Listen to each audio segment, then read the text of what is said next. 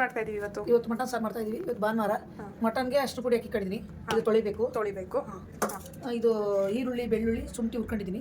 ಒಣಮೆಣಸಿನಕಾಯಿ ಹುರ್ಕೊಂಡಿದ್ದೀನಿ. ಪುಡಿ ಆದ್ರೆ ಹಾಕಬಹುದು. ಒಣಮೆಣಸಿನಕಾಯಿ, ಟೊಮೆಟೊ. ಇದು ಒಗ್ಗರಣೆಗೆ ಲಜ್ಜಿ, ಈರುಳ್ಳಿ, ಬೆಳ್ಳುಳ್ಳಿ ಇಟ್ಕೊಂಡಿದ್ದೀನಿ.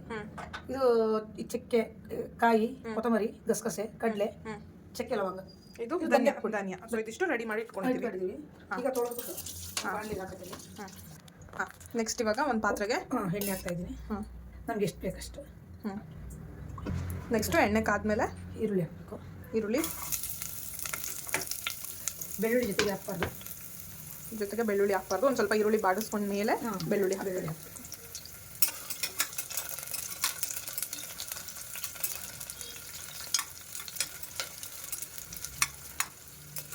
ನೆಕ್ಸ್ಟು ಈರುಳ್ಳಿ ಸ್ವಲ್ಪ ಕೆಂಪಾದ್ಮೇಲೆ ಬೆಳ್ಳುಳ್ಳಿ ಹಾಕ್ತಾ ಇದ್ದೀವಿ.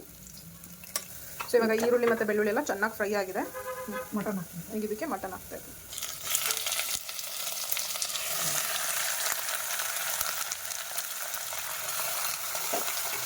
ಈಗ ಮಟನ್ನು ಚೆನ್ನಾಗಿ ಹುರ್ಕೋಬೇಕು. ಸೊ ಇವಾಗ ನೆಕ್ಸ್ಟ್ ಏನು ಹಾಕ್ತಿದ್ದೀವಿ? ಉಪ್ಪು ಹಾಕ್ತಾ ಇದೀವಿ. ಮಟನ್ ಮಾತ್ರ ಎಷ್ಟು ಬೇಕು ಅಷ್ಟು. ಒಂದು ಸ್ವಲ್ಪ ಲೈಟಾಗಿ ಉಪ್ಪು ಹಾಕೊಳ್ಳೋದು. ಆಮೇಲೆ ಸಾಂಬಾರಿಗೆ ಬೇಕಾದ್ರೆ ಎಕ್ಸ್ಟ್ರಾ ಆಮೇಲೆ ನೋಡಿ ಹಾಕೋಬೇಕು. ಅಂದರೆ ಉಪ್ಪು ಆಗುತ್ತೆ, ಜಾಸ್ತಿ ಸಾಲ್ಟ್ ಹಾಕೋಬೇಕು, ಒಚ್ಚಕರ ಆಗುತ್ತೆ. ಸೊ ಈಗ ಮಟನ್ನು ಚೆನ್ನಾಗಿ ಒಂದು ಸ್ವಲ್ಪ ಇದಾಗೋಷ್ಟೊತ್ತಿಗೆ ನಾವು ರುಬ್ಕೊಂಬಿಡೋಣ. ಏನೇನು ಅಂದರೆ ಆಲ್ರೆಡಿ ಫ್ರೈ ಮಾಡ್ಕೊಂಡಿರೋ ಈರುಳ್ಳಿ, ಬೆಳ್ಳುಳ್ಳಿ, ಶುಂಠಿ, ಮೆಣಸಿನಕಾಯಿ, ಟೊಮೆಟೊ ಇದು ರುಬ್ಬಿಡೋಣ. ಇದಿಷ್ಟು ರುಬ್ಕೊಂಬಿಡೋಣ. ಧನಿಯಾ ಪೌಡ್ರು ಇಷ್ಟು ಮಾತ್ರ ಫಸ್ಟ್ ರುಬ್ಕೊಳ್ಳೋಣ. ಈಗ ಮಟನ್ನು ಉಪ್ಪು ಎಲ್ಲ ಹಾಕಿ ಒಗ್ಗರಣೆಗೆ ಹಾಕಿದೀವಿ.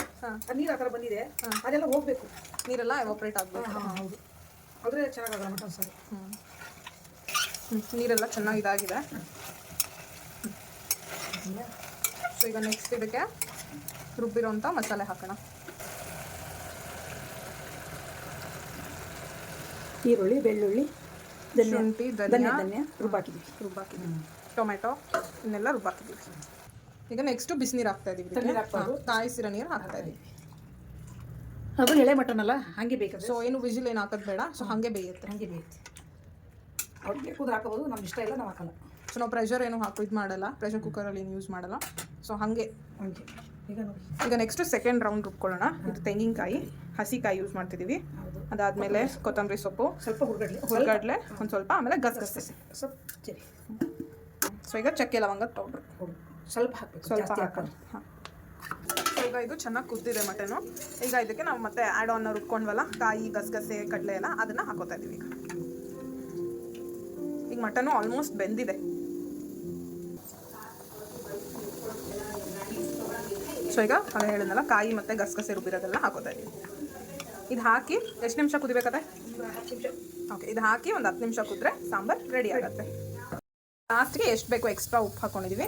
ಫೈನಲಿ ದೃಷ್ಟಿ ಹಾಕ್ತಿದ್ದೀವಿ ಸಾಂಬಾರ್ಗೆ. ಹೆಂಗತ್ತೆ ದೃಷ್ಟಿ ಹಾಕೋದು ಸಾಂಬಾರು? ಹಿಂಗೆ ಅಂದ್ರೆ ನಮ್ಮ ಕಡೆ ಎಲ್ಲ ಒಲೆಗೆ ಹಾಕಿ ಚಾಕನ ಚೂರಿ ಅದನ್ನು ಹಾಕ್ತೀವಿ ಒಂದು ಸ್ವಲ್ಪ. ಸೊ ಕಾದಿರೋ ಚಾಕುನ ಈ ಥರ ಇಡ್ತಾ ಇದ್ದೀವಿ. ಸೊ ಈಗ ಸಾಂಬಾರು ರೆಡಿ ಇದೆ. ಇನ್ನೊಂದು 5 ನಿಮಿಷ ಇದು ಕುದ್ರೆ ತಿನ್ನೋದಕ್ಕೆ ರೆಡಿ ಆಗುತ್ತೆ.